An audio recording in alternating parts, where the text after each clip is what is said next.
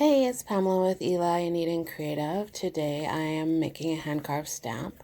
Right here I'm just using pencil to create my own sort of transfer piece of paper and taping it down on my stamp carving block.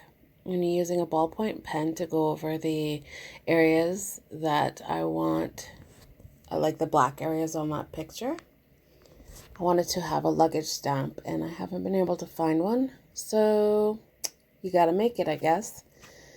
I just want to invite you to subscribe to my channel and ring that bell so you don't miss any new creations that I do. And I thank you for your support always. So, as you can see, the transfer was a little bit blurry. So I went over it again with the ballpoint pen because it was good enough to see and trace around that. And then I cleaned it up with a little bit of eraser and wet wipe. So now what I'm doing, the gist of this is, I'm going around all of the ballpoint pen area. The insides, the outside, anything that is white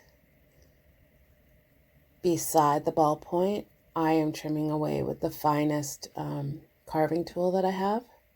Just being very, very careful.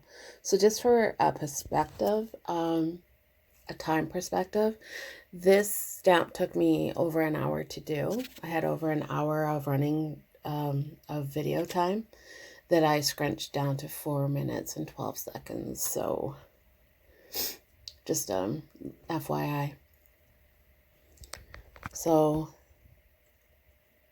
the items that I have, unfortunately, the place where I got them in town is closed. It was like a local art store, and I've had them for years. Actually, that white, the stamp medium, the carving medium is discolored. It's gotten a little bit yellowed over time. So I guess I'm going to be doing some more stamp carving here. I want to use it up. I don't want it to get brittle or anything like that. And then the carving tool, I believe, came from that shop as well. But I will look on Amazon and see if I can provide you with some links to something that might work for you. I'm also planning on trying to do this with other mediums that are a little bit more readily available and cost effective, because this was expensive, the block. It's definitely a labor of love. So as you can see, hopefully you noticed, I'm moving the block more than I'm moving my hand. I find that helps to get the closest and most accurate cuts. Right now I'm also moving to a larger tool to remove that.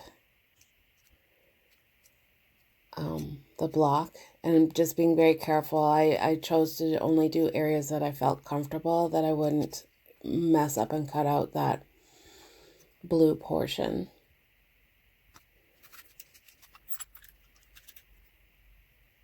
And then I'm going back with a smaller one just to tidy everything up the best I can.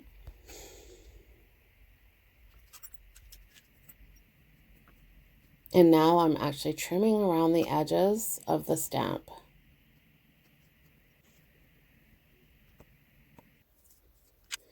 Here's a stamp, just adding some distress ink to it, and there it is.